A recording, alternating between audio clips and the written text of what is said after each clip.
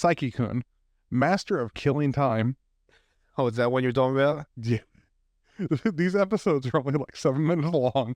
And about a minute and a half is the intro and outro. Jesus Christ. Wait, so that's like 3 minutes gone already? Yes. Like they're really short. No, a minute and a half completely. Okay. Because each, the opening is like 30 to 35 seconds and then the ending is about the same.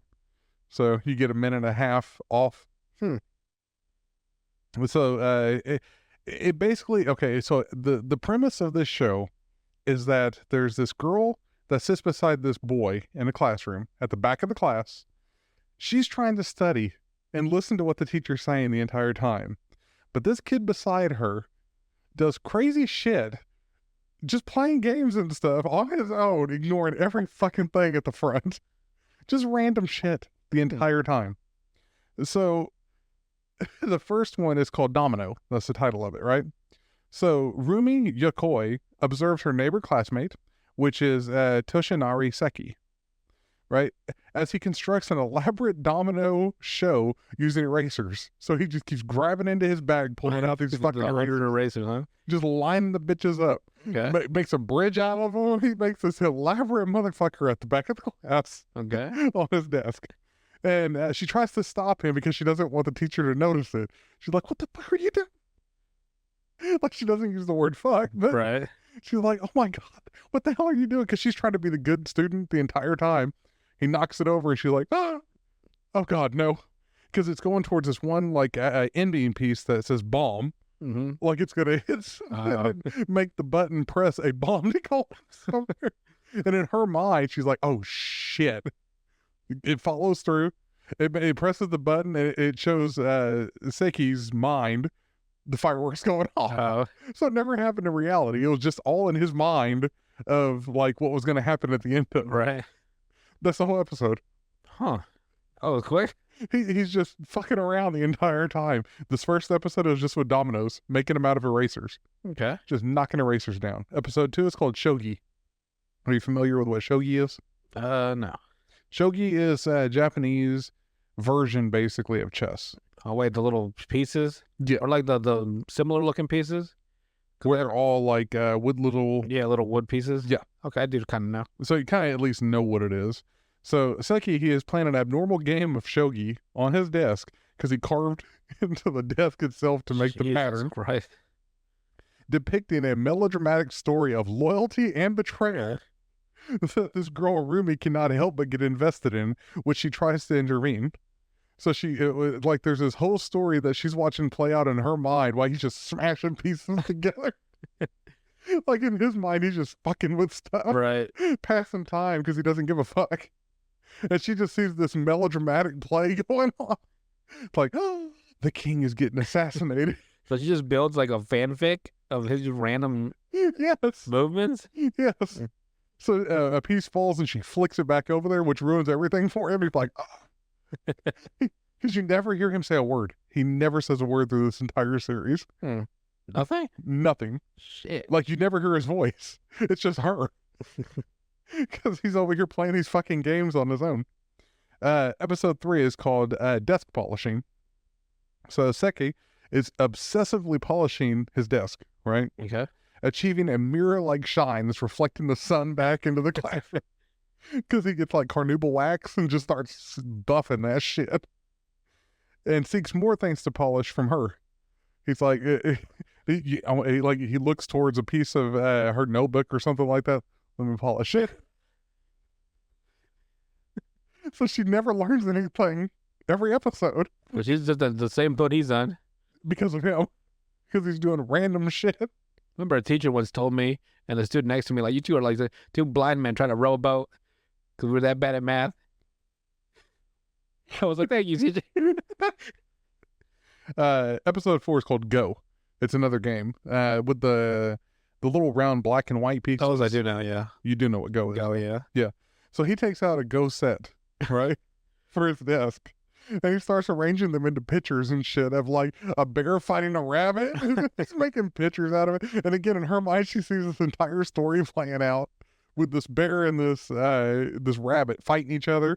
And then they become a robot. And it's like, Because in his mind, she's building pictures with him, fucking around, doing nothing. And she's got this whole story going on in her mind of what's happening. I once had a cowboy story. So like it was a cowboy fighting some other outlaw. Yeah. And they were like having a brutal fight in the forest. Like they're out of weapons, they're down to knives, and they're like trying to kill each other. And they tumble down like a hill, and they end up in front of a bear cave, and the bear comes out at them, right? So there's never a word spoken. So they're like fuck in their head, and then they fight the bear together. And they end up killing the bear, and then they're breathing super hard. They're hurt. They're cut up, right? They look at each other, and they go back to fight each other. And then finally one of them prevails, right? Mm-hmm. And he's exhausted. His opponent's dead. He's sitting on the bear because he's exhausted. And these wolves come up over the ridge, and he's like, and he gets up and just cracks his knuckles. And that's how the little short film ends. It's kind of like how in her mind, Just endless fights. just endless fighting. Then they become friends. They team up to fight their doppelganger. All in her mind. Oh, Because she's just looking at the pictures and she might be more creative than him then. kind of, yeah. Well, I think it's in his mind, he's doing it too, but you see it from her perspective of what's going on. Episode 5 is called Eraser Stamp. Razor stamp. And in Japan, they have, instead of writing a signature for a lot of old traditional things, they have their own stamps Mm-hmm. with their own little symbol at the end of it. And you stamp in like federal documents and stuff like that with a stamp, right? Okay. So in this episode, during science class, Seki attempts to constructing a Honko stamp from an eraser. Honko stamp? A Honko. H-O-N-K-O. H-A-N-K-O. It's that type of stamp. A Honko stamp. From an eraser. And are hindered by his laid-back classmate, Akiyasu. So he makes it. He makes a case for it to go in out of another stamp. Yeah. He makes a stamp out of an eraser, makes the case out of something else, puts it all together, and then his classmate, which is a laid-back kid, he grabs it and fucks it up when he goes to go erase his page at the end of the day. And you just see this kid, Seki, like, ah. Well, so much for that stamp. He spent the entire class making this shit. While she's looking at it like, oh, he went through all this shit to Or make it. nothing, yeah. Episode 6 is called Disaster Drill. So while participating in a disaster drill, this girl Rumi, she notices that there is a robot family that Seki has brought into class. Robot family. They're basically Transformers. Huh. One looks like Optimus, one looks like Bumblebee, but it's like a family. Right. Like where there's the Bumblebee's the littler one, and then the two, the mom and the dad. Huh. So basically, he brought him in and is taking the drill more seriously than Seki himself. So while they're preparing like for the what happens during a fire and stuff and all that, the action figures are taking those positions the way they should while he's fucking around. So he makes the toys sit in the positions that he should be paying attention to, prompting her to take responsibility for them during the class. Because she's like, I can't leave them to die in this drill. Oh. So she takes them Right. and moves them for him because he's fucking around the entire time. Again, he just fucks around every episode. I wonder what his grades must be like. Oh, I'm sure horrible. It would not surprise me. Episode 7 is called Note Passing, right? Mm-hmm. So Seki, he creates an elaborate post office system for passing notes around class with different prices and everything, Jesus, man. where he's like playing the mailman to pass notes. Right. Throughout the He's like the actual hub of the actual mailing service. Yes, with many protocols that prevent Rumi, this girl, from giving him a note of her own. Where he even puts a little mailbox in the back of the room that the teacher doesn't even see. Where he can put your mail for the next day, Right. but he doesn't pick it up like a real post office. He just leaves it and ends the day. So he just for that one day, he kind of had a mail service, but then he just Yes. the next day didn't care. But it was just him fucking around. So, but she leaves a note in his locker because it was the note of saying you don't need to be playing stupid games like this in class or something like that. Mhm. But there's a girl that sees her do it and thinks that she's leaving a love note, which leads into further episodes after that. Okay. that like the little tether. That's the only thing that tethers shit together, really, because they're all like standalone episodes. Uh, so then we go into episode 10, or sorry, episode 8, which is called Shogi 2. He plays Shogi Again? Yeah. Okay. So Seki crafts another Shogi tale, this time depicting a princess who marries a pawn, but is soon kidnapped. So the pawn takes the queen, Hostage. and again in her mind, she's playing this whole dramatic story again. Episode 9 is called Knitting. So as Seki knits in class, Rumi watches as he's an expert, as she is an expert, because this is what she does in her free time as she knits. Okay. And she's like, he's got the basic kit. Like in her mind, she's playing as he's doing stuff. It's like, he doesn't even do anything special. And then he pulls out that like a specialty tool. He starts with doing things that she can't even do. Just randomly. Because she's surprised by some of his maneuvers, as his final product turns out to be this like bear. Stuffed He animal? he knits an entire stuffed animal. Okay. And she's like, I want it. Where do you get the stuffing? What? He just has random equipment? In his bag. Jesus. His book bag, he brings different shit every day. His empty book bag lacking books and paper and pencils. Yeah, because he just brings random shit to school every day. Just random shit. Episode 10 is called Golf. So during art class, Seki plays a miniature-sized game of golf on his worn-out desk because it has little pots, like little divots in it.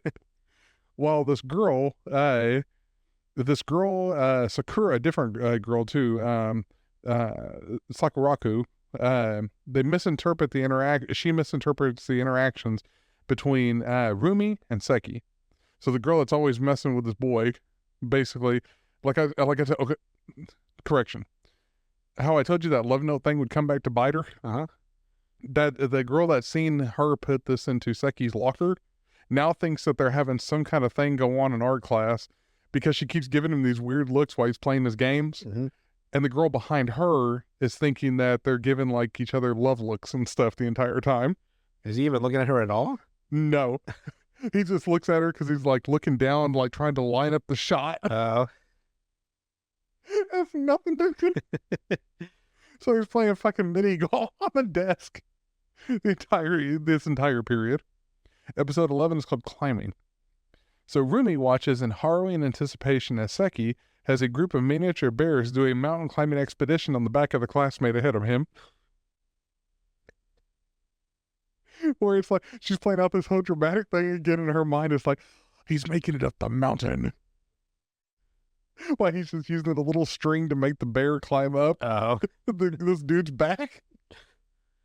And then it gets knocked out the window. And then he's pulling it back up like it survived. Like just fucking around in class the entire time. Episode 12 is called RC Car.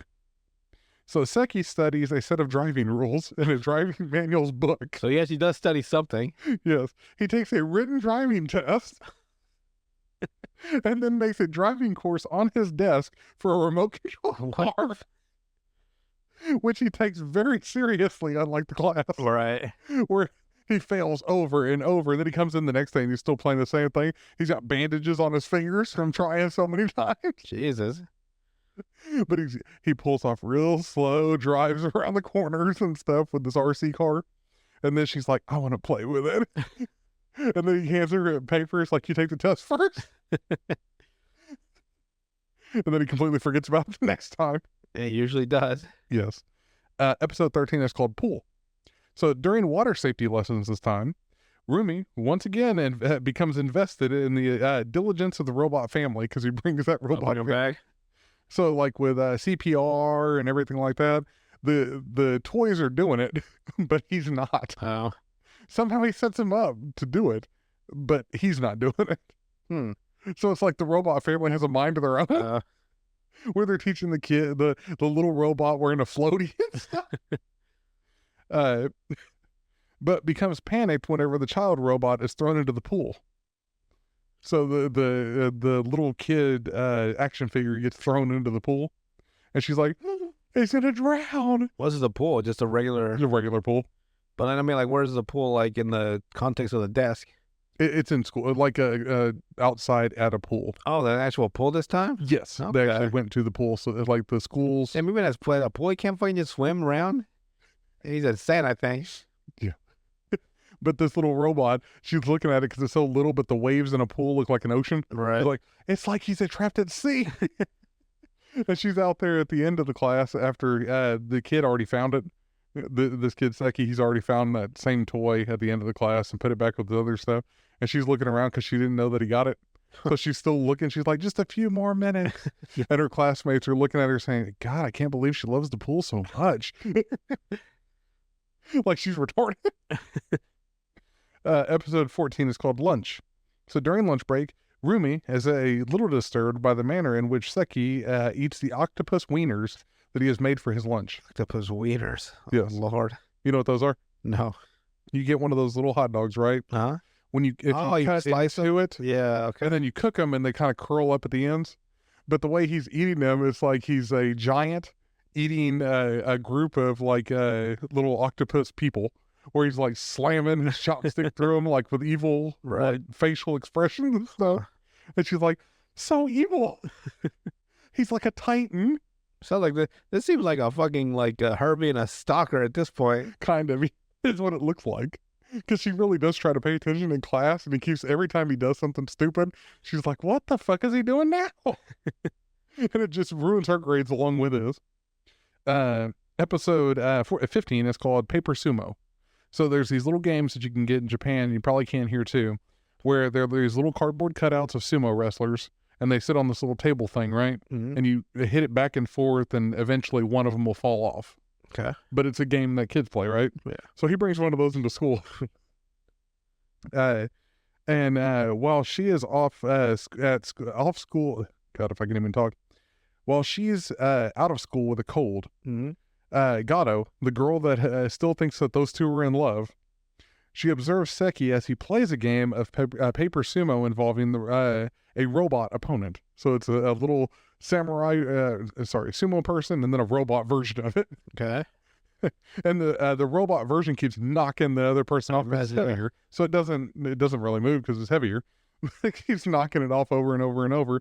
And she assumes that Rumi and Seki have gotten into some kind of fight, and that's why he's just doing this now. Like in her mind, she's got a different story going on. She's got a love story going on in her mind. That's a weird tangent she went on. And somehow, eventually, the actual little paper sumo beats the robot sumo. Like a final, like the underdog finally wins. And he's like, you can look at his face because he's like, fuck, that ain't the way it's supposed to go. Episode 16 is called Shogi versus Chess. So, as the class watches an instructional video, Seki plays a game of Shogi versus chess. So you have the Shogi, which is the Japanese version of chess, versus actual chess pieces this time. The king's game, as they say. Yes. In the dark, though. When with Rumi, eager to help the Shogi pieces as they struggle against the black chess pieces hidden in the darkness.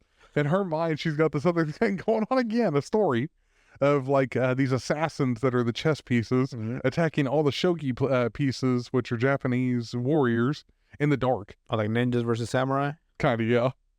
But where the chess pieces are only winning because they're the black chess pieces. Right. Shrouded in darkness. So what she does is she starts resetting the piece, since they're watching the video in the dark, and that kid Seki, he's not paying attention. She keeps setting the pieces back up there of the Shogi pieces that he keeps knocking off. Yeah. She'll set them back up there on the edge of his desk again, and he's like, the fuck is going on? Why are they back? The entire time, because he's starting to think that there's like a ghost or something really around. Because in his mind, then he starts seeing the Shogi pieces as zombies. Like in his little story. Narrative. Yeah. So she's fucking with him at this point. But she's so stupid that she gets her dress caught underneath the edge of the chair, so she can't leave. So she's stuck behind him now the entire time. Because she can't move because he's moved the chair enough to where between their seats. Or her dress in between their chairs? Well, the edge of the leg of the chair is on her dress now. Oh, so she can't move. Because she thought it was so funny when she was fucking with him, but he got scared and the chair bounced and got stuck on her dress. Damn. She's like, fuck. How low is her dress? To like a school uniform dress, so past the knees. Jeez, how did it last all the way down? Because she was behind him picking up pieces. Right. So that's just fucking stuck down there? Yes. Jesus. And it just ends that way. That's the best part. It usually ends just in a really weird random situation. Yeah. Next episode is called Fukuwari, which is a game that's played during New Year's in Japan with kids. You have a picture and you have cutouts of like Mr. Potato Head almost. Mm-hmm. And what you do is... You know what my favorite line from Mr. Potato Head is? What's that? I don't remember the movie, but there was a situation where he just comes back in the scene. He's like, you would not believe what I have been. You would not believe what I have been through today. Like just like the so much weight of saying that. Like, you would not believe the shit that I have dealt with today. Is basically what he was saying. It's my favorite Mr. Potato line from Toy Story. It's a good one though. You would not believe what I have been through today. It's like imagine like yesterday. His fucking arms and stuff, because all this stuff can come off. It's all in fucking tatters. He just throws it on, throws this shit on the ground. Like, God damn, you would not believe what I've been through today. I've seen little kids fuck those up. So it's almost like that though. But during New Year's, kids, you'll put a blindfold on, and what you'll do is you'll try to match where it's supposed to go on this picture without seeing it. Okay. And then you get to laugh at your friends whenever they fuck it up really bad. You know? You stupid son of a bitch. They say the most horrendous things to you. So this kid, Seki, brings one of those into class, right? Mm-hmm. Which soon evolves into him having a twisted story about a family life the entire time. Somehow he turns it into a story. So it starts off with this where he's he's blindfolded in class. Oh, wow. He's blindfolded. How fucking blind is the teacher? Apparently they really can't pay Or how attention. fucking wide is that fucking school room that it's so far away that you can't see him? So he's got a blindfold. He put a blindfold on himself. He's playing the game, but he's putting his hands up like God's telling him what to do on where to put the pieces. Right. And miraculously, it always comes out perfect wherever he puts the pieces, right? So it starts off with a male, and he's like, oh, pompadour. He puts the pompadour hair on it. And then it's got a woman, one that comes up beside it, and she's like, where the fuck did this come from? And then eventually he has a normal haircut because he gets married. Mm-hmm. And they have a kid. And she's like, oh, they had a baby. Oh, so she's already And then it starts growing up. Yeah. And then the kid becomes the same kind of juvenile delinquent that he is? With His fucking life? That's the best part, though. Like, he's playing this entire game, and he's making a story out of it while he's blindfolded. He's a crazy kid. Pretty much.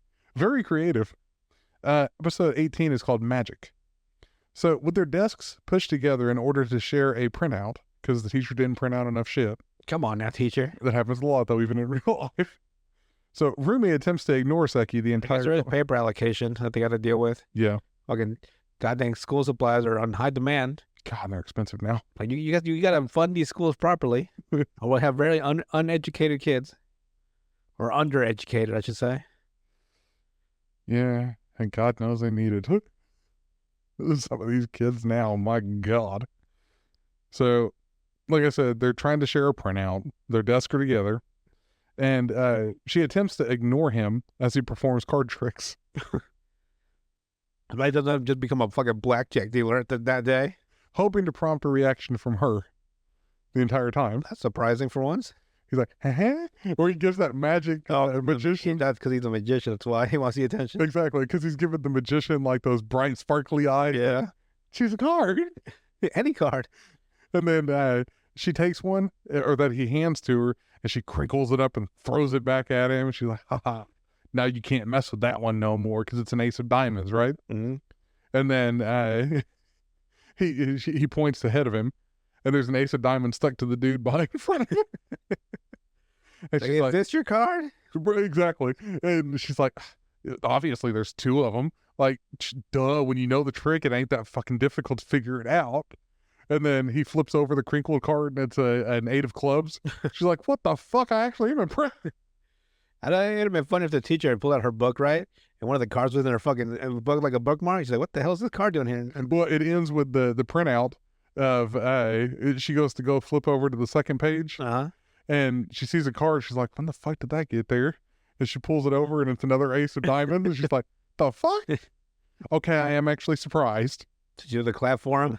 She should at least clap. Why he's got those sparkly eyes yeah? looking at her, trying to get attention. Episode 19 is called Glasses. So this entire episode, Seki brings various pairs of glasses to see which one looks best on him. Very vain of him. That's all he does. He's just, like, he's got this entire fucking, like, just a handful of glasses. Jesus. Why she's over here, those look horrible. Please don't use those. God, no. Episode 20 is called Flipbook. So Seki is drawing a Flipbook comic in his textbook on the corner That'd be fun to the do. entire day. Wish I could draw. But you know, I would be drawing titties and all sorts of... But then he starts recording sound effects to it. Like where he's whispering into the... Jesus. leaving Rumi curious about the finished result. So whenever they all leave to the next class, she goes back to that one, right? Mhm. Because apparently they're going to lunch or some activities class or something. Yeah. So everything has been left there. So she goes back. She's got, I got to figure out what the fuck was going on.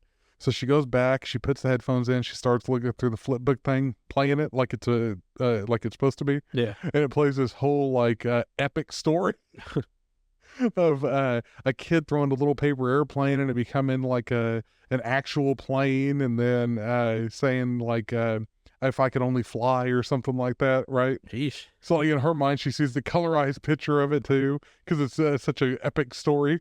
And then at the end, brought to you by the hobby shop, because he got the guy from the hobby shop to record previously. Brought to you by Hobby Lobby. Kind of, yeah. And last episode that they have for this series is Personal Belongings Inspection. So Rumi learns of the surprise belongings inspection Uh-oh. while she's talking to a teacher in the teacher lounge, believing it to be the perfect chance for Seki to get busted finally. She's like, finally, this motherfucker. This dirty son of a bitch. She's like, he's gonna get caught now. Finally, thank you, God. However, she becomes concerned about the robot family that he brings that day because she doesn't want him to get taken away. Right. Especially whenever Seki seems to make no attempts to hide them properly. So you have two of the action figures peeking around a book. Because the way they're set up. She's like, does he really think they can hide themselves? They're going to try. And then it eventually ends up with like the little Optimus Prime one hanging on the seat behind him. Just hanging on for dear life. While the other two are staying inside of his little lunch container, Mm-hmm. where like there's a piece of paper like pulled tight across it, where it's the other two hiding in it. Then it turns out she had a CD, which you're not supposed to bring. A CD of what? Just music? Yeah, some music CD. What year is it? A CD, girl. Come on now. Yeah. And the teacher, I'm going to confiscate this. It takes it back up front with him. Damn. She's like, no, it wasn't even mine. That's a new fucking Taylor Swift album. Please. Please. She's a Swiftie.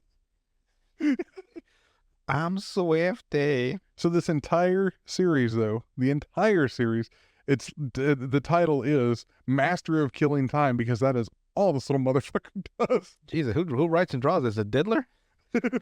He's got so much time to diddle.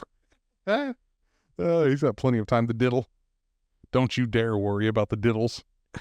I'll always have time to diddle. You're always going to be able to diddle. Don't worry. That sounds so much worse than... That would sound really bad. You don't want to diddle? You get lost in the forest, you might end up getting diddled. You don't want to get diddled today? I don't know if I can handle diddles.